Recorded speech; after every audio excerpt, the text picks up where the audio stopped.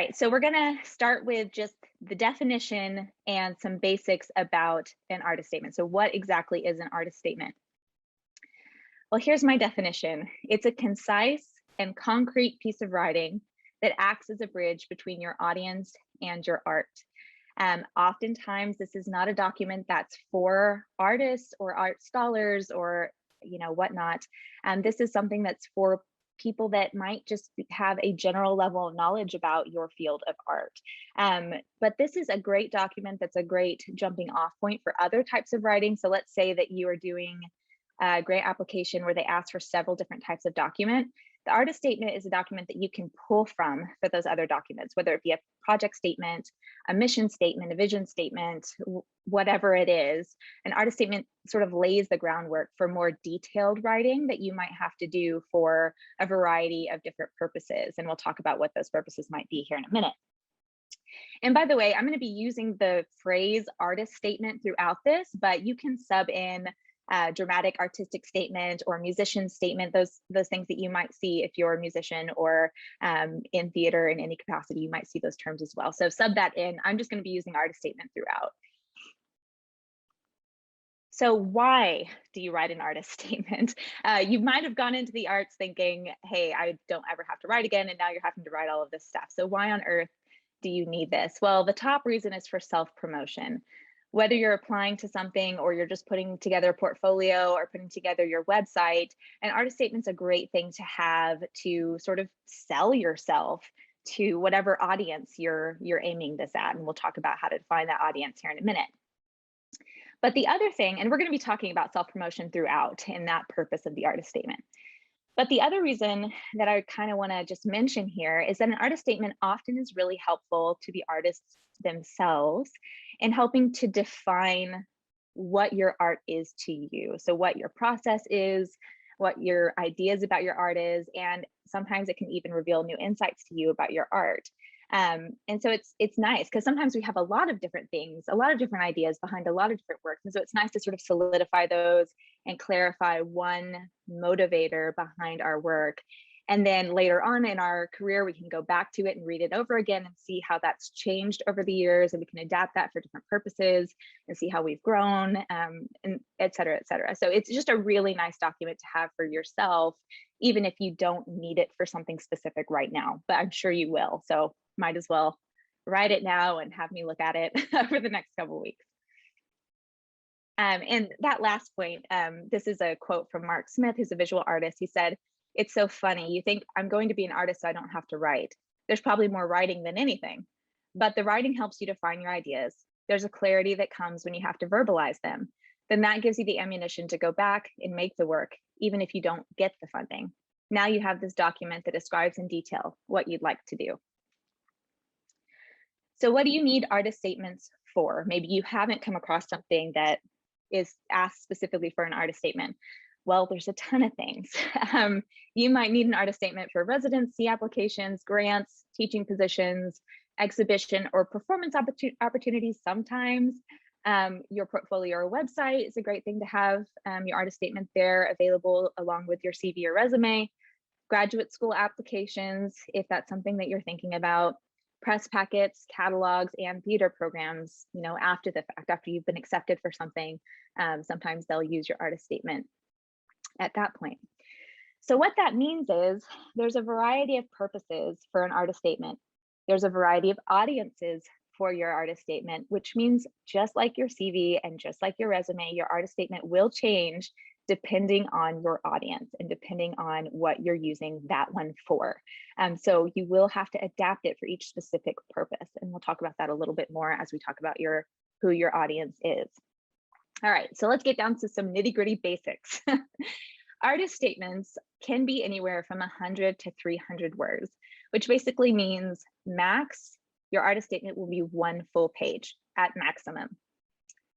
Now, you might use different lengths artist statement for different things. So you might have like a 1-paragraph artist statement for a particular purpose, and then you might have like a 1-page artist statement for a different purpose. And we'll talk about that in a couple pages, in a couple slides as well. You want to write in the first person. The only thing that you write in the third person narrative is your biography. This is written in first person. So a lot of your sentences are going to start with either I or my art or my music or whatever, which means it does kind of get redundant. That's sort of part of the gig because a lot of those sentences are going to start with you. But you can sort of shake it up by having like an introductory phrase like, you know, when creating my art, I blah, blah, blah, blah, or something like that to break up those monotonous sentences that start with the same, I do this, every single sentence. Now you want to write in the present tense as well. And there are some exceptions to that. If you're applying for funding for a work that you've not yet made, and it's one specific work and you're going to talk about that one specific work within your artist statement, then obviously the part where you talk about that work will probably need to be in future tense. But when you're talking about your art generally, you want to use the present tense. That just makes it more active, more alive for the person reading. Write in simple sentences. If you're a really, really great writer, you can probably get away with really complex sentences, but and if you have an editor, or if you want to spend a lot of time on it, but the best way to write a document like this that's serving a practical purpose is just write a active sentence starting with a subject, having a verb in there, get from capital letter to period as quickly as you can. Don't put too much fuss, too many commas, all that sort of stuff, because then it can just get kind of confusing really quickly. So err on the side of simple sentences and use conversational language. So avoid any highfalutin jargon and just write as if you were talking to someone or writing for something like a blog or something like that. All right, so talking about those different purposes for different lengths of artist statements. So most often, if you'll use a full page statement, that will be sort of what you'll use for most types of things.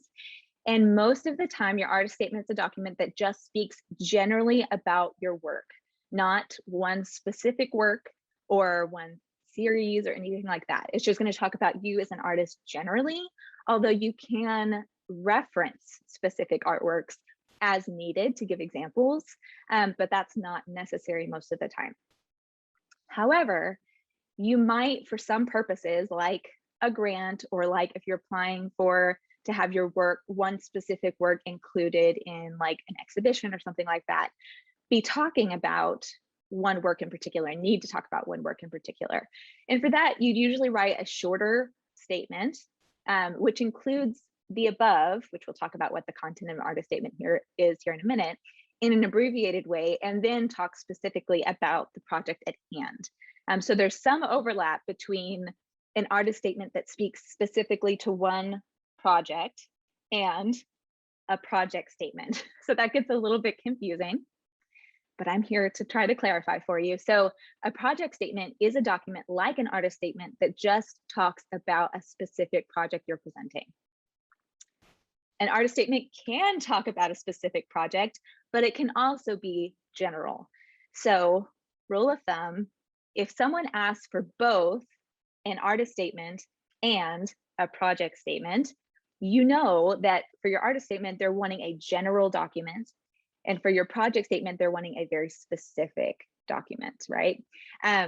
If they ask for just one, like let's say they just ask for an artist statement, then, but you're applying for something that references one particular work, like you're trying to get one thing funded or one thing accepted, then you know it's a general artist statement, but make reference to that one particular work because that's what you're trying to sell, not yourself as an artist, if that makes sense. So if they ask for both, general artist statement. If they don't ask for a project statement, but you are referencing one project, make sure you talk specifically about that in your document. Hopefully that makes sense. It gets really confusing. An artist bio, a lot of times people will confuse artist statement with artist bio. And I'll see an artist statement that gives, sort of your history as an artist and your achievements. An artist statement is not the place for that. It's not the place to list, your awards and your achievements and things like that. That goes in the bio and in your CV. An artist statement is talking about why you make your art, how you make your art, what is your art, what motivates you, those sorts of things. A bio is the laundry list of your education, your achievements, that sort of thing. And a bio is the thing that's written in the third person, as I mentioned earlier. The other thing that you might be asked for that often gets confused is a mission statement or a vision statement. These are really short things. They're like 1 or 2 sentences. A mission statement talks about the reason you do what you do. And a vision statement does the same thing, but usually focuses on the future, what's going to happen, what's coming up next.